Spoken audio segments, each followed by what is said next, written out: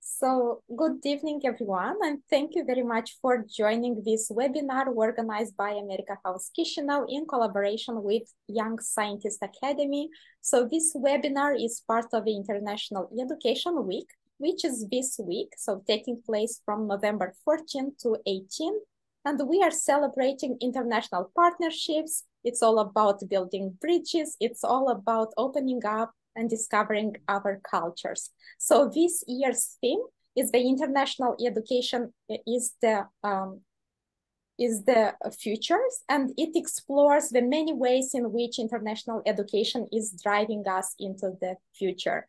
And Moldova, many of you already know, we have a long-standing partnership with North Carolina. They donated some books for our schools. And this year we had the delight to meet and start collaborating with today's speaker, Dr. Rob Condon, who is the founder of the Young Scientist Academy, which is a youth science NGO from Wilmington, North Carolina. And Dr. Rob today will present some of the most successful STEM projects he conducted in his organization. And Dr. Rob, please tell us more about you, and I'll let you take the lead from here. Thank you very much for your attention. Okay, excellent. Thanks, Margareta. And I guess good afternoon, everyone in Moldova. Thanks so much for joining in the webinar today. It's morning here, 7-hour difference, but it's not like a usual meeting for me, because sometimes I have to get up at 5 or 6 in the morning. So, but and thanks for the invitation to speak to you today about our mission and an effort that I started about 7 years ago. I'm very passionate about getting youth involved with any type of education endeavors, and in my case, science. And I'm going to say right off the bat that it's been a very enjoyable journey so far.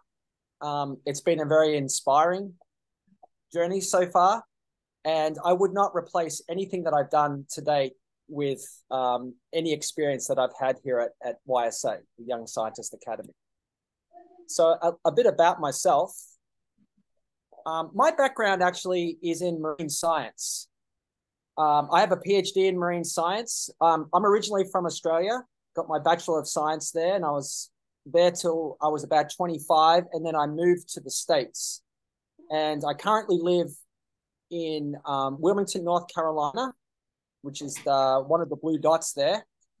And, you know, I've been pretty fortunate with my career so far, in that I've had a lot of really great mentors that have had a really positive and proactive influence on my life. And I've got to experience some really cool things in my time. You know, I've worked basically all over the world except for Antarctica and Africa, although I'm working on the Antarctic thing at the moment. So you can see that, you know, blue water diving in the middle of the ocean. I spent a couple of years in Bermuda. I was involved with examining the effects of the Deepwater Horizon oil spill, which happened in the Gulf of Mexico back in 2010.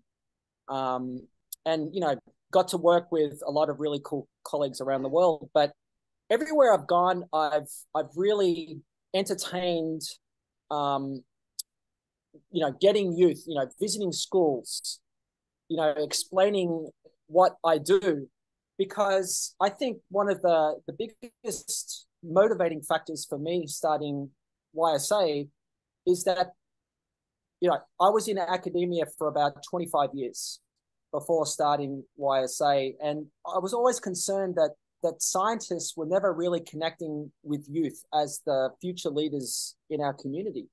There's such a huge disconnect between the cool stuff that happens on academic campuses and really interacting and engaging the community that it's meant to be serving.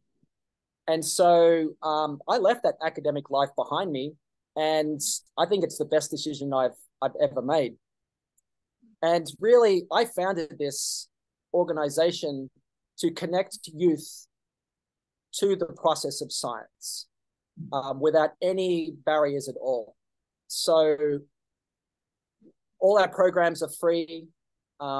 We provide transportation, things like that.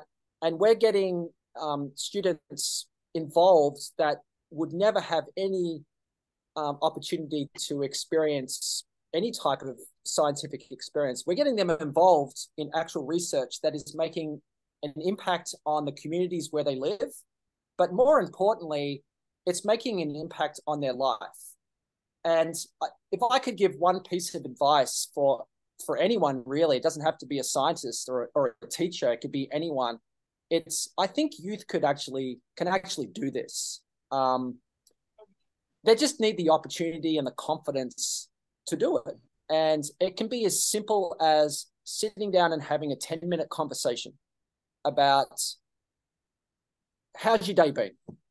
We often say that science is the excuse to get youth into our rooms and collaborating with one another.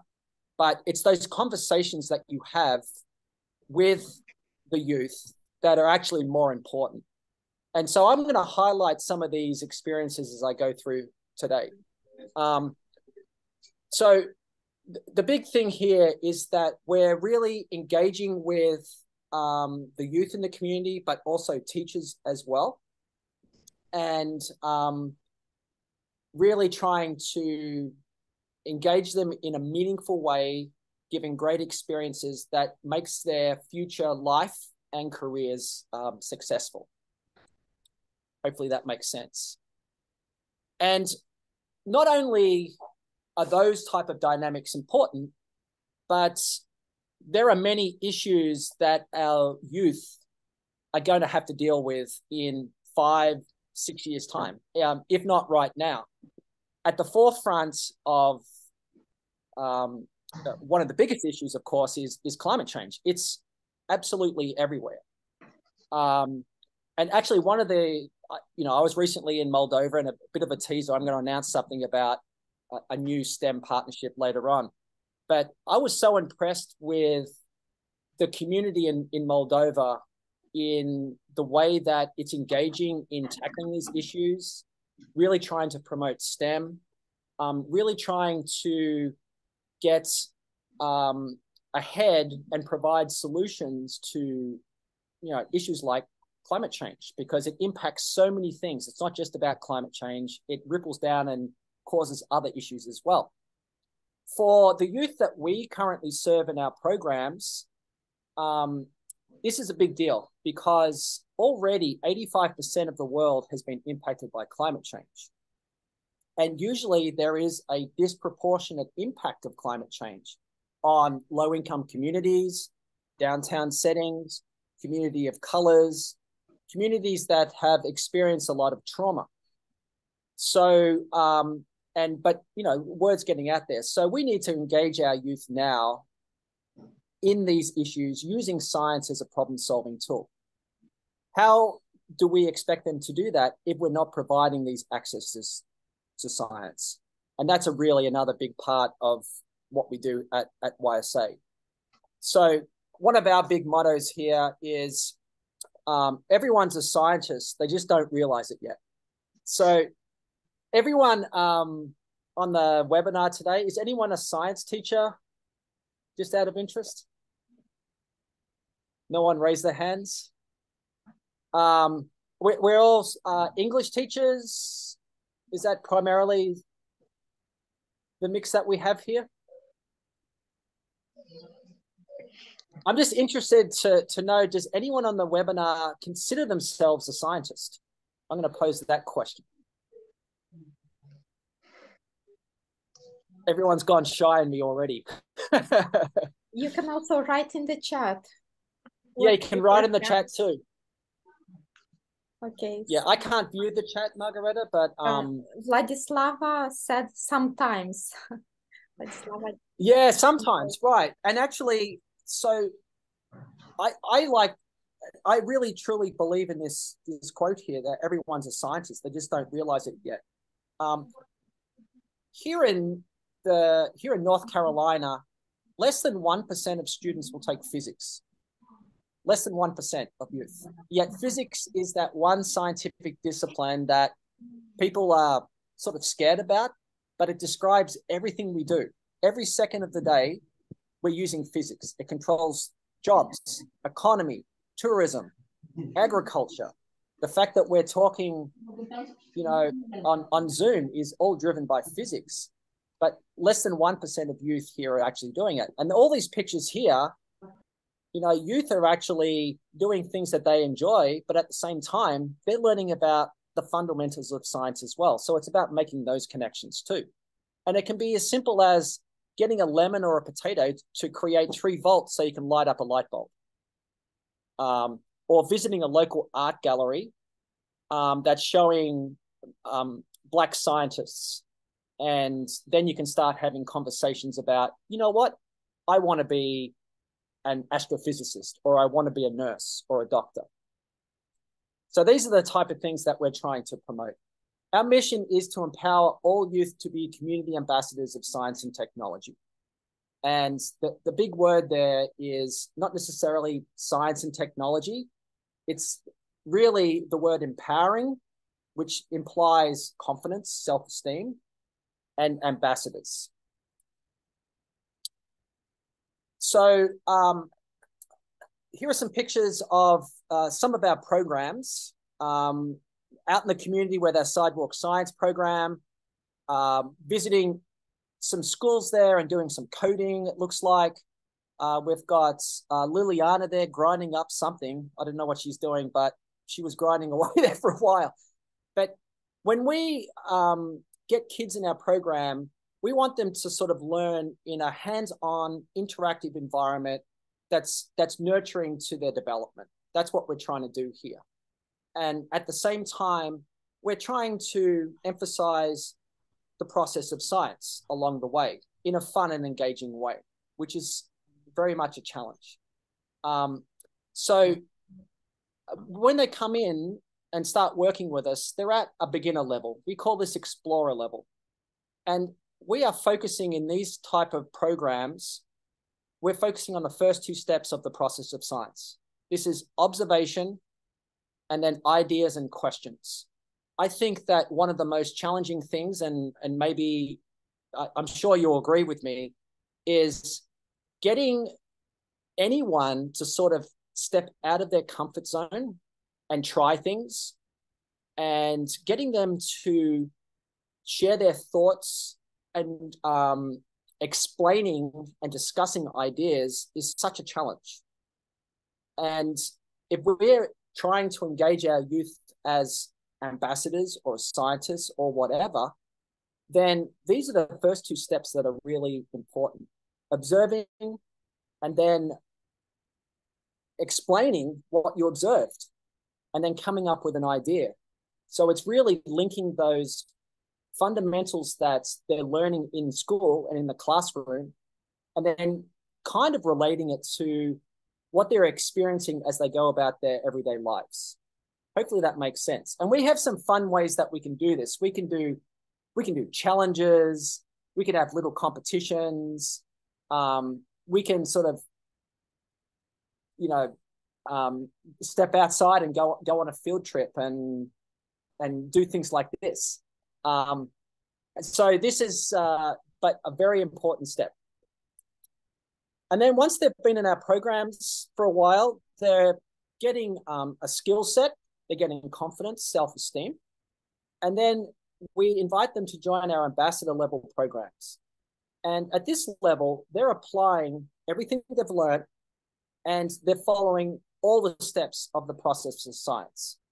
So including a hypothesis, the actual scientific research, and then analyzing those results, and then communicating it to the communities where they live and stakeholders in the community, right? So they're actually getting experience of what professional scientists actually do, but I would argue they're much better at it because they've had this really in-depth training along the way. Plus, I also think that youth they're fearless, especially when they're being given the opportunity. So the communication part here is really key, right? So a couple of examples here. We've got Naomi here. She was on the local news talking about her science research. And she's going to be the first in her family that will go to college. And she's talking about, I think, how she wants to be an engineer or a nurse, I think, something like that. Every year, we also host a youth summit where we invite the public to come in and hear about the ideas and research that the youth have been doing. So this is one we held through COVID, actually. And it was great. So these are the type of opportunities that we provide our youth, and it provides them with a lot of confidence. So we have hands-on science programs that happen in schools. We have technology programs as well. We run a lot of after-school programs at both the Explorer and Ambassador level. But I think one of the most pleasing and inspiring programs that we've implemented over the past year is a program called Global Ambassadors. And this is science for refugee youth and their friends. And at the moment, we have about 25 refugee youth in our program from a variety of places, Afghanistan, Ukraine, and we have about 20 youth from Syria as well. It's really great. I think science is at its best, and I think any education setting is at its best when we're experiencing cultures, different cultures. It can be as simple as, what did you have for dinner last night? When I was in Moldova, the food's fantastic, right? But there's a story and a tradition behind the food there. Is it ziama, the soup, Margareta?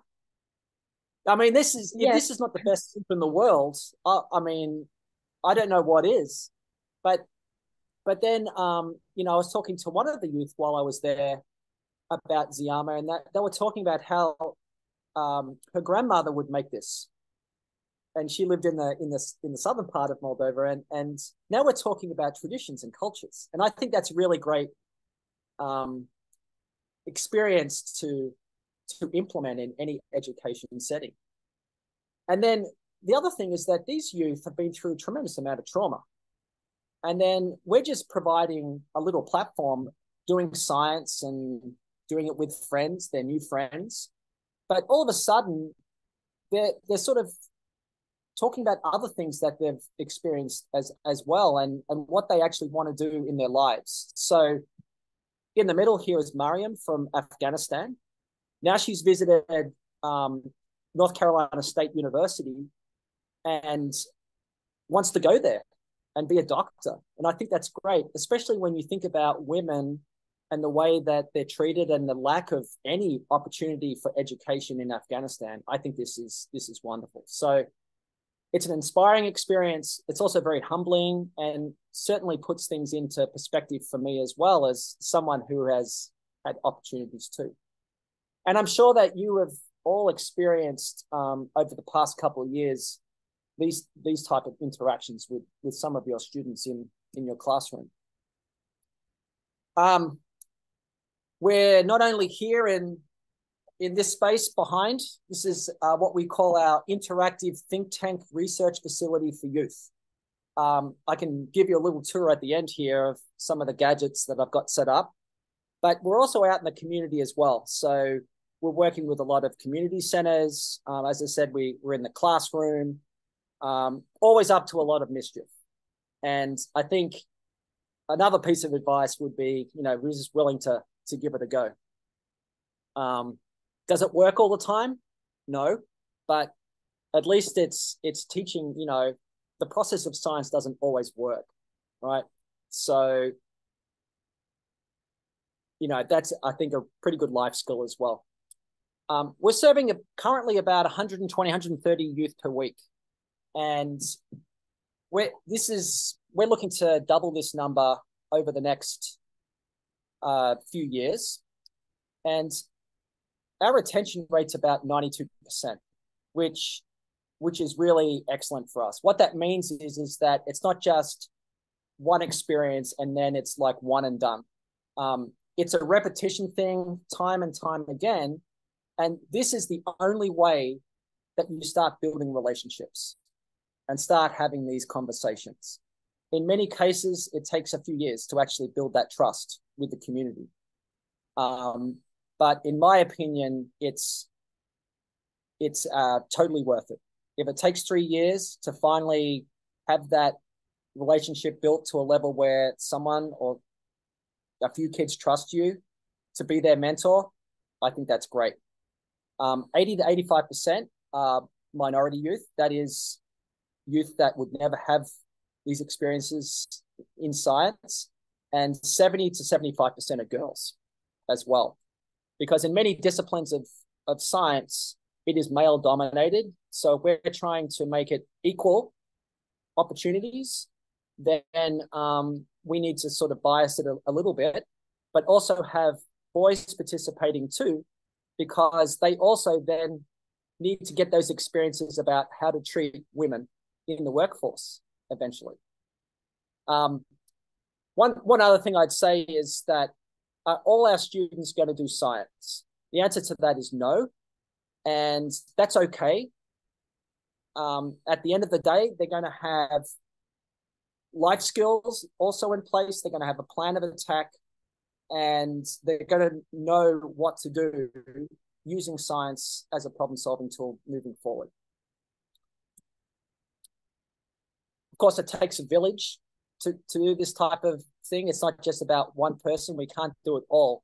So we're very active in the community and actually worked with over 25 organizations just over the past year to build our programs and to have an impact. There's never a dull moment, and many of the weekends are taken up doing activities as well. That can be a good and bad thing, but that's mostly good. Any questions to this point? Well, hopefully that's sort of given an overview of what YSA is, how we go about our business, and what our mission is. What I'd like to do now is sort of go through a couple of case studies of research projects that youth have worked on and some of the sort of elements that have made it a really enjoyable experience. So the first one is looking at climate change impacts in Southeast North Carolina, specifically Wilmington, and asking the question, is it getting hotter? Who do we have here? We have Kamia and Amari. Amari's on the left there. And these are kids that live downtown and haven't had a lot of opportunities and have really embraced the experience. So the observation step here is just simply asking a question like, what is climate change? And we can typically run some guided research activities and then follow up with some discussions. And so all of a sudden you've got kids that really had no idea what climate change is, even though they're being impacted in their communities, to now talking about flooding, wildfire, droughts, water security, hurricanes is a big thing here. In Moldova, it's probably going to be drought combined with probably, I don't know, is there flooding? Maybe in some agricultural areas? I'm not sure. Definitely drought and increased temperatures, a big part of that, of course. And then we can also then emphasize the process of science, like what's causing this? And of course, a big thing is humans releasing CO2. So this graph was done by a few fourth graders, and they did a little bit of research and they just plotted this in Excel very simply. And in many cases, it was the first time using Excel software to plot this. But, you know, a picture tells 1,000 words, and you can start to see like, wow, it is increasing and it is having an impact. You can then also emphasize math skills, right? What's a graph? What's an x-axis? What's a y-axis? What's a data point? What's behind that little dot on the screen? There's so much. How did they get that dot on the screen? And then for older kids, maybe even talking about calculus, talking about the slopes of the line and things like that. All right, I'm going to show a quick video here. And having fun? Yeah. What are we looking at here? I'll explain it once it's done.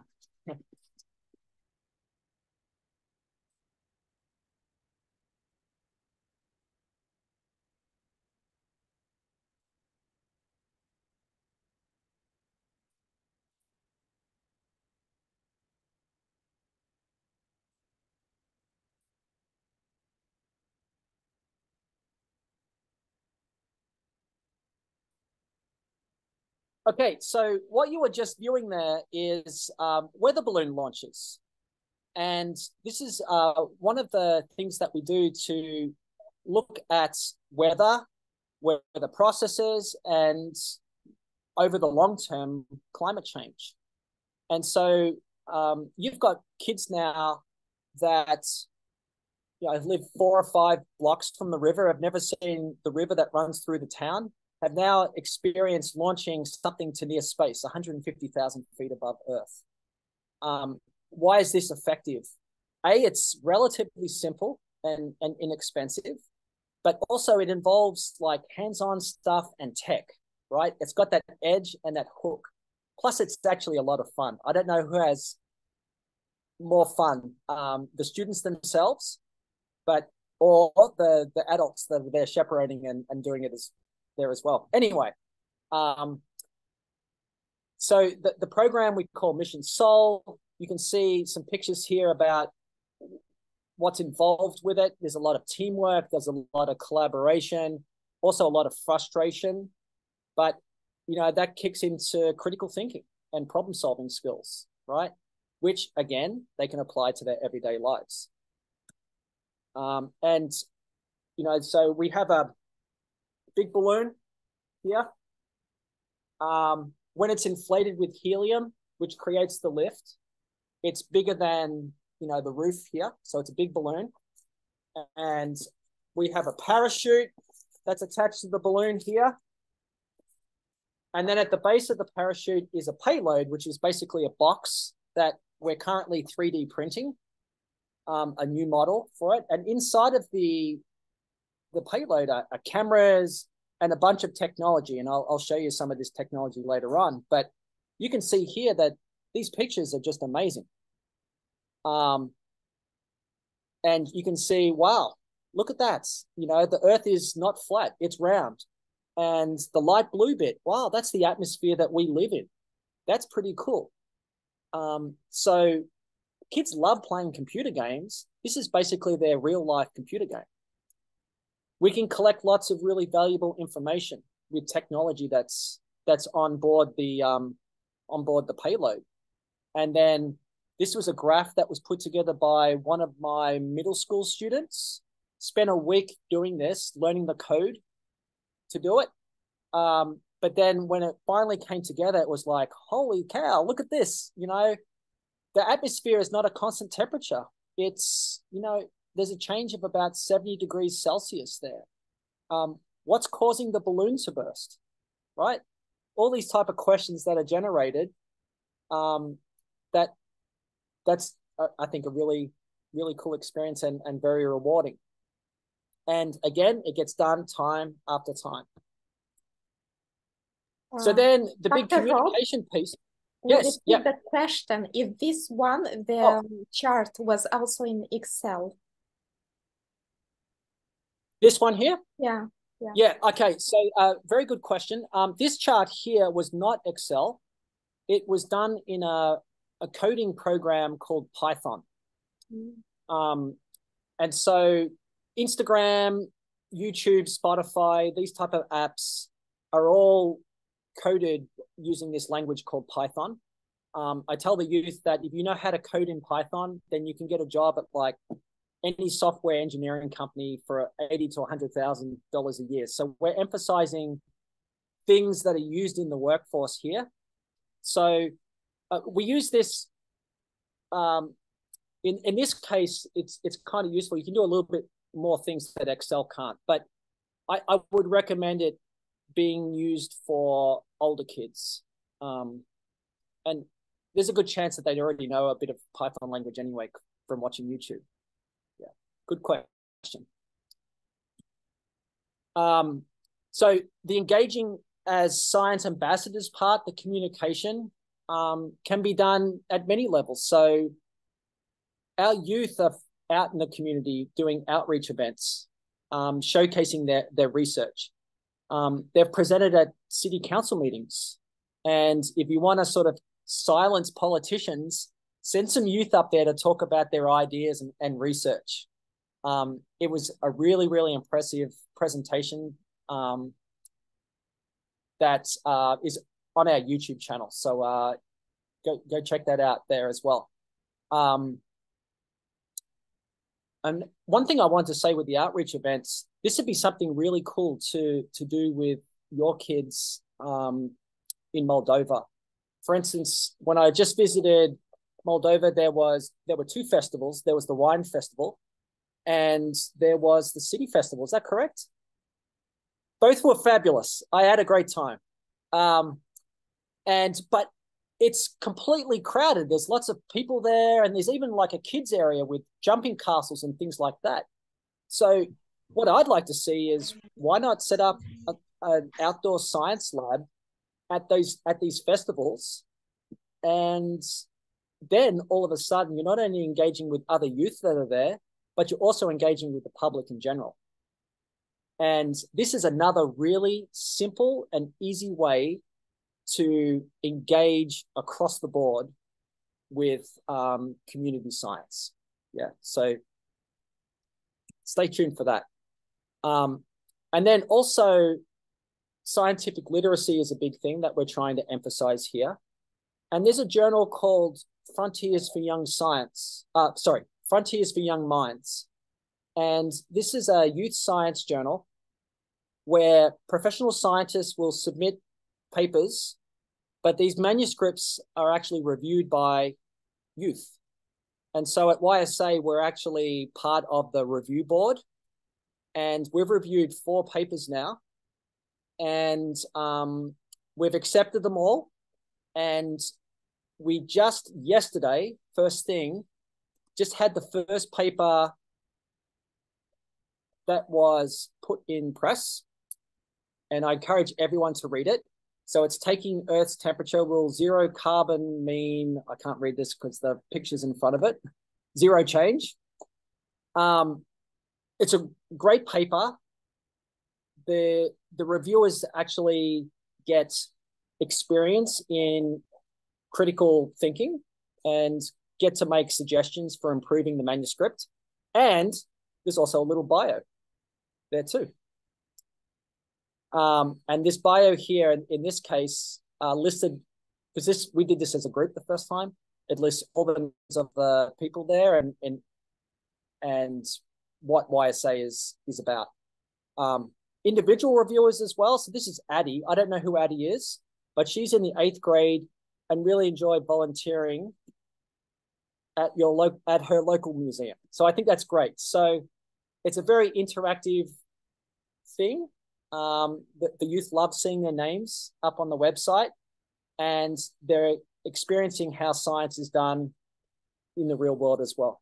So that's pretty cool.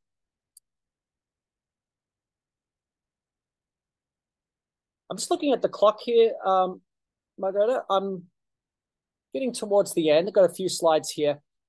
Another project that was kind of related to the climate change project is looking at green space in urban environments.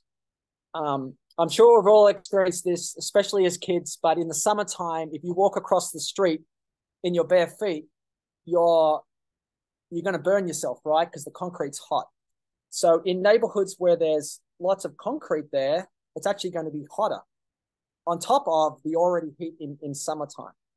So Naomi looked at this with a bunch of other youth ambassadors, took a digital image, right? So a digital image on your phone, for instance, is just basically really tiny pixels with different color combinations. And those color combinations are coded using Python code for a certain number range. So you can break down these digital pictures into 1 kilometer square quadrats. If it's concrete, we're going to turn it into a white pixel, and then you can create a green space map, which the youth did. And then we also have this fancy camera here, thermal camera, that we can go out into our neighborhoods and set up experiments and measure how hot different surfaces are. It's taking a little while to fire up here, but I'll show you in a minute what it looks like. So then you can create a heat map. So that's pretty cool. And this has also been presented to community leaders. So we've got Jayla here talking to one of the council members about how she would like to start planting more trees in her neighborhood because it's too hot to live there. Our Ukrainian youth here presenting at the summit, talking about infrastructure and how they're going to go back and use these engineering skills they're learning to create a more sustainable environment in Kyiv and locations like that. Here's the thermal camera here. You can see that. So I'm shining the camera onto the computer screen. You can obviously see that the computer is quite hot because it's a 15-year-old computer. But, you know, it's very simply a camera here, and then you can do some pretty cool cutting edge research. And the kids love it because it's technology. And we've also worked with other community leaders setting up some projects looking at stormwater, drains, and things like that. So I'd like to end on this topic with, I think, this very exciting news. So our mission, as I mentioned before, is empowering all youth to be community ambassadors of science and technology. And this is something that you can apply anywhere in the world. You know, I could take it to Moldova, which we're going to do. I'm going to talk about that in a minute. This is something that can be done anywhere in the world. But it's been my long vision to create a global network of youth collaborating using science as a problem-solving tool. Let's share ideas. Let's share different cultures. Let's find common ground, right? That's the way we solve problems. And we can only do that if all our youth are collaborating actively together.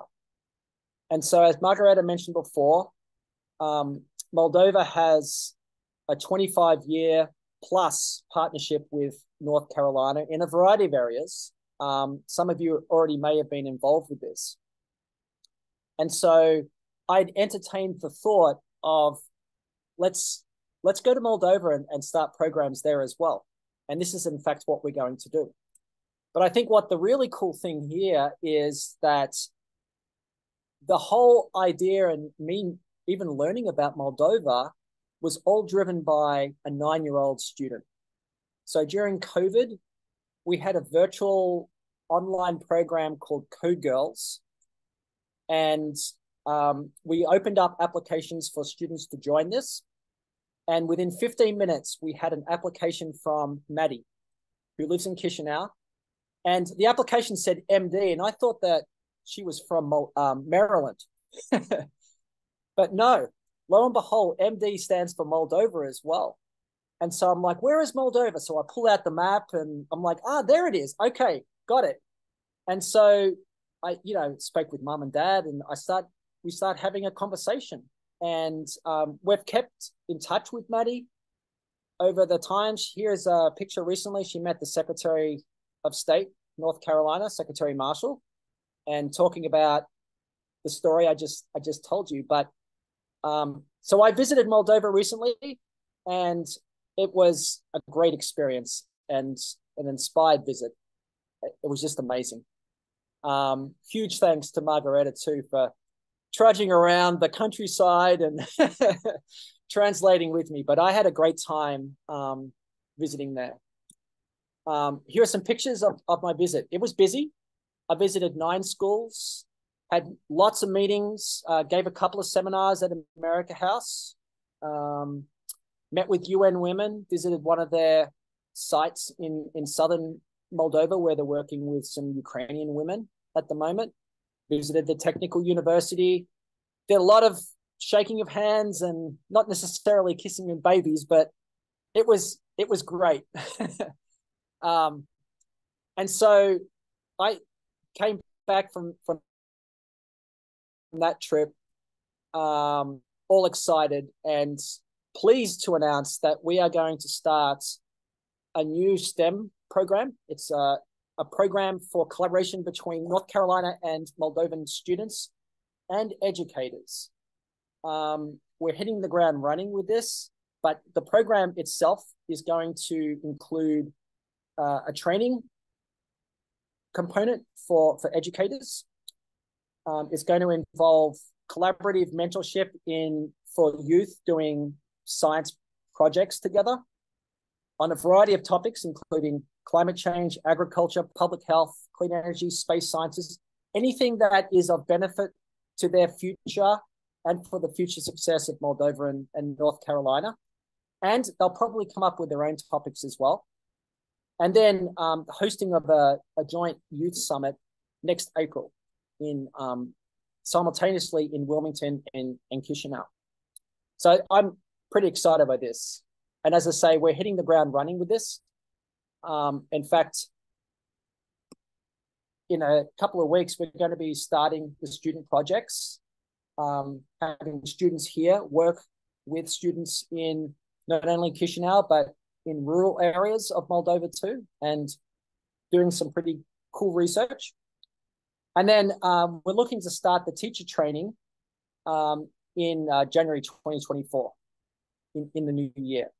The idea is that we'll have teachers here that are paired up with a couple of teachers in Moldova, and there will be an exchange and a learning experience between all the teachers involved there. And then in late April, we'll have the youth summit. And I've said there, let's pack the place out in both areas. If you're interested in this program, and hopefully you are, then you can contact myself. I've got my email there, or Daniela is the person in Moldova to reach out to, or Margareta too. She'll put you in the right place.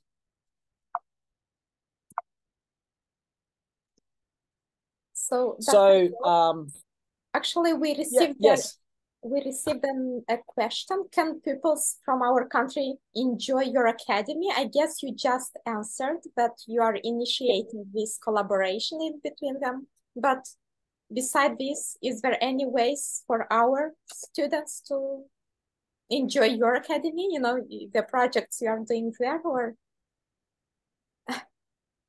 Yes. That's the question. Yes, and I'll stop sharing here. So thank you for the question. Yeah, so we have some of our projects have been videoed and they're on our YouTube channel.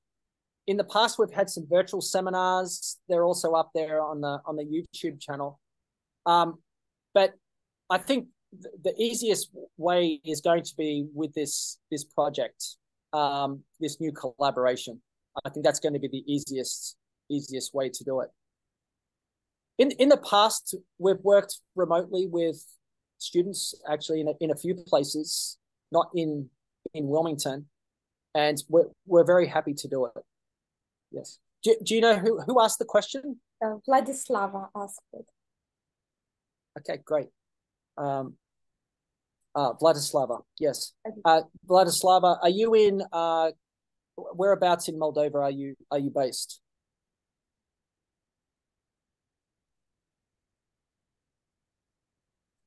She's shy. She doesn't want to speak.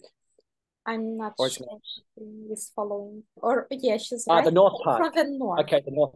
Yep. Okay, great. Yeah, and so during my visit, let's see if I get these pronunciations correct.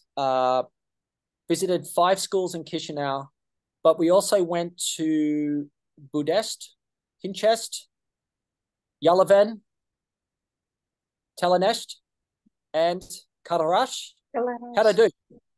Perfect. Did I get it right? Yes. So my students and I are about to learn Romanian too, for the record. Yeah, so it looks like a little bit more north, I think Vladislava is based, but I think there's opportunities for not only herself, but her students to also get involved here too.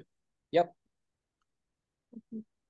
And Dr. Rob, you showed us many like magnificent projects you conducted in your academy, but can you maybe give us some tips or recommendation for the teachers that have no equipment and they'd like to inspire their students to get more interest into in STEM projects? Yeah, actually, so I think it's okay not to have a lot of resources. And I say this because, where's my drone? All right, we've got this, we've got our thermal camera here, right? So that's basically a pretty cool, it's relatively inexpensive piece of equipment, but it's really just a toy, right? It's just like, I've got a drone back there as well, right? It's just a toy. Unless you do two things.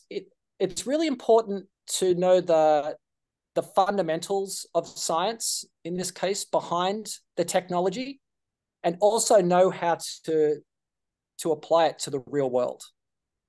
And I think that a big tip that I would say is, let's say you don't have a camera or a drone, or any computers or anything like that. Actually, that's fine.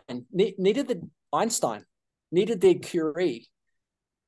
You know, all of these scientists who have made groundbreaking discoveries, really, a lot of them just had pencil and paper and very limited resources.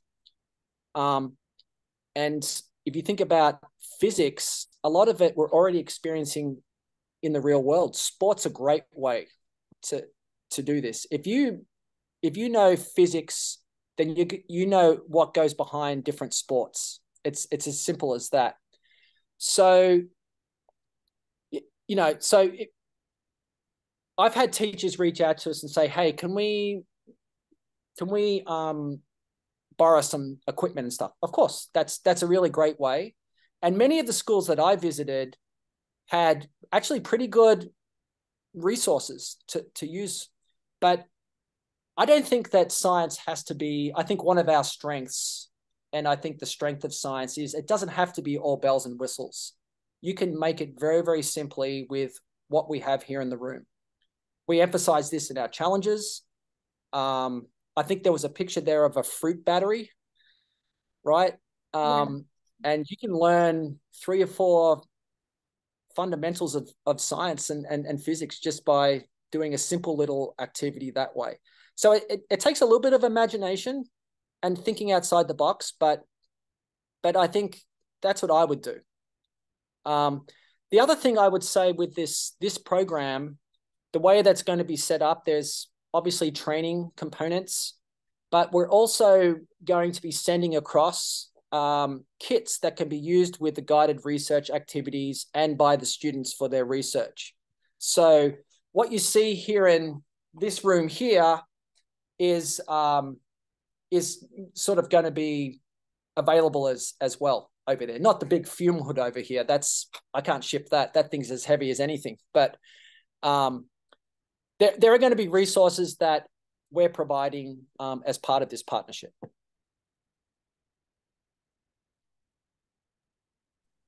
Are you done? I've had a few questions. Okay, yeah.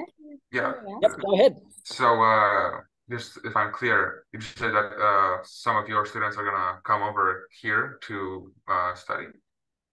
Yeah, so that's the eventual plan with this. Of course, it comes down to getting funding for this, and we're working very hard for long-term funding for the project. So in this initial rollout, it's going to be a pilot program. I'm going to be traveling at least 2 more times to Chisinau to assist with the rollout of this program. But in the long term, the vision is that educators here and in Moldova, well, educators here and some students will come to Moldova as part of the exchange and vice versa. And I think that summer is a really good time to do this. A little bit more flexibility, and we can achieve a lot more with the exchange at that time. Yeah. You are interested in coming here? Well, of course I am. There's a very big in most European countries, small like ours, of going to other places to study, right? And America is like the #1 spot, right? And definitely for STEM projects would be also great because everyone likes STEM, they just don't know it yet. Right, exactly. One of the things I'd like to achieve with this partnership is not only the sharing and exchanging of ideas. There's sort of products that come from it. One of them is this sense of wanting to leave Moldova to come and do research. And I saw the universities there and the resources. I loved Chisinau, by the way. I loved it a lot. So I think there's great resources in Moldova, and it would be great to actually have students actually feeding into the Moldovan higher education system as part of this program, particularly girls, women. So this program is probably going to be about 75% girls and 25% boys, but particularly in the technology and engineering fields that are male dominated, it would be great to have this program feeding into higher education programs in Moldova. I'm not against anyone coming to North Carolina, by the way. And in fact, I have a meeting next week. North Carolina State University, NCSU, just signed a partnership with the Technical University of Moldova in agriculture. Now, both North Carolina and Moldova is agriculture heavy. And so I'll be meeting with the NC State folks next Thursday to see how we can get youth in this as part of this partnership, both here in North Carolina and Moldova, involved with that partnership and have university professors collaborating with them and mentoring them on their projects. So that's going to happen as well as part of this. Yeah. I would say to any student, if you are coming to the States, come to NC State for study. No bias. I'm not biased. Yeah. Margareta, are there any more questions there? In the chat, we don't have questions. But sure. Would you all like to see have a quick tour of the lab facilities, or? Yes, why not? Okay, so I've unplugged my computer here. So these lights here, can you see that? Yes. Yeah. So we have this is a machine here that measures carbon dioxide, and this project here is part of what we're calling our Future Earth project, and eventually we're going to live on Mars, right? So inside of these tubes, some of them have Martian soil. So we've got some simulated Martian soil here. And this project is looking at, can we grow plants, fruits and vegetables in Martian soil? And it's proved to be quite a challenge. Again, it's spacey, it's cool, it has agricultural aspects to it as well. So that's been, and this is a project that was suggested by one of the youth, right? So it's another way to engage them. Another project we're looking at here is the effects of fast fashion on the environment. And so in this particular tube here, we've extracted dye from denim jeans. And then we're going to be adding that to the water to see what the effects are on aquatic life. We've got just other toys here. We've got like a vacuum pump, filtering apparatus, this pH meter. Let's see if I can. Yeah, this machine right here measures pH, but also we're going to set it up for looking at fluoride concentrations in water. So, is there fluoride added to Moldovan drinking water? There are parts of North Carolina where fluoride is not added to the water, and so there are dental health consequences for that. Who knew? I had no idea. Again, this was suggested by one of our youth. So this is another project we're looking at. The question about, I don't know if you can see that little green thing on the board there. That's a Raspberry Pi. That's what we put in our weather balloon. Let's see. What else we got here? So we've got a fume hood over there. Chemical cabinet. I cleaned up yesterday, so it looks relatively nice. We've got our shelves here. I like to sort of keep it open. That way it's a little bit more interactive. There's a little kitchen area over here. So many of our youth, food insecurity is a big thing. And many of our youth live in a food desert. So, and the only meal that they get often is at school for lunch. And so when they come here, we also want to have them not be hungry. So we have a little area there that they can cook food and prepare things. And, cooking is chemistry. So it's just another way that you can hook science into their everyday life. Yeah. Cooks make great chemists. That's for sure. Yeah. I guess another thing, not really much of a question, just a bit of a thing, is often when thinking about pedagogy, it's all about trying to convince the students that what you're teaching is worth learning, right? And it seems that that's really what your whole goal here is using STEM subjects as a way to show that how used in real world, like in all different parts of it, right? And that's really great and very commendable. Oh, thank you. I really truly believe that science is a way of life. You don't have to be doing direct science to really apply it. And at least that's how it was sort of mentored with me as a student. And so I truly believe that. And as I say, like, is everyone going to be a scientist in this room? No. The temptation is there to really force youth to do a particular career line. And I think that's dangerous. I don't think that's right either. They'll figure it out. There's time. And in the meantime, it's about building those relationships and having those conversations that are even more powerful. Yeah.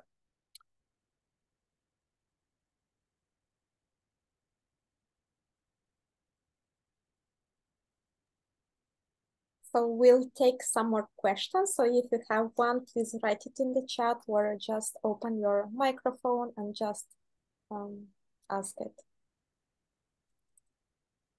So Margareta, can I ask a question? Yes. While we're looking in the chat.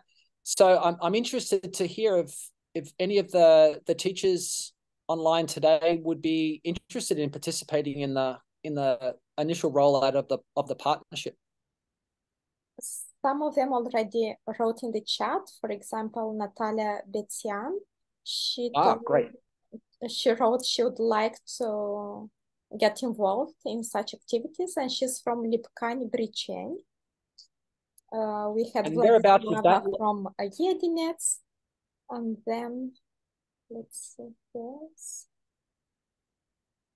So I'll get back to you on that in a few years, okay? Yeah. So, Alexandra, you're a student currently? Yes. What level student? 11th grade. 11th grade. So, and where are you based? Also in Chisinau. Okay, so you can get involved now. You can be part of the yeah. I mean, typically, so up to this point in time, we had focused on sort of upper elementary or primary level to middle school, because this is a key age in terms of getting kids interested in science, and also there's a lot of sort of peer group pressure as well, self-outing and self-esteem as well. But we've actually moved away from that specifically, so we're including high school level as well. And yeah, so which school are you at in Chisinau? My English is getting on me. Liceul Columna, Lyceum, that's what. Yes, Columna. Did we visit that one? Margaret. I don't think so. No. I wish we did though. Okay. Yeah. So you did not visit it, but it's in Chisinau. Yeah. In January, when I come back in January, I'll visit. How about that? Okay. Yes. I would suggest reaching out to either Margareta or Daniela, and expressing interest, and we take it from there. Yeah. Sounds great. Yeah, and one thing I'll say for the teachers is that we had said 10 educators here and then 20 in Moldova. So the thinking there, at least I observed this during my. Firstly, let me just say that the schools and teachers in Moldova are you're just absolutely phenomenal. I mean, really, really impressive. Margareta, remember the physics teacher? She'd been teaching physics for 50 years. I mean, it's top. She's my hero. But many of the STEM teachers don't speak English. And as I said, I'm going to be learning Romanian, although rustic at first. But the idea is that there would be an English-speaking teacher in Moldova paired up with a STEM teacher. So I'm not saying all STEM teachers don't speak English, but I don't want language to be a barrier, and which is why the kids at this end are also learning Romanian with me as well, because it's an important piece, and after all, they're ambassadors, and how can they be an ambassador if they can't communicate with their colleagues in Europe? On that front, I will say that from yes. a study I saw a while back, I'm pretty sure Romanian is one of the easiest languages in the world to learn. So you got a handle for you. Yeah, we'll get there. And Ambassador Logston, he speaks how many languages? 5, 6? A lot of them. Yeah, so we can do it as well. So, okay, if we don't have any more questions, so we'll, I guess we'll end this session, but not before thanking you, Dr. Rab, for making time for us. Thank you very much for this interesting presentation and for showing us what you do there, and for initiating this collaboration with us, youth and teachers from Moldova. So before ending this session, I'd like to remind our audience that we have, each day we have an event related to international education this week. So please check our programming. You can check our Facebook page, America House Chisinau, or website, americahouse.md, and check what events we have. And if you're interested, you can come and join or attend them. So thank you very much for being here today. I hope you enjoyed it, and have a nice evening. Thank you. Have a nice evening. Thank you. That was great. Thanks so much. Thank you. Have a nice Goodbye. evening. Goodbye, everyone. Thank you.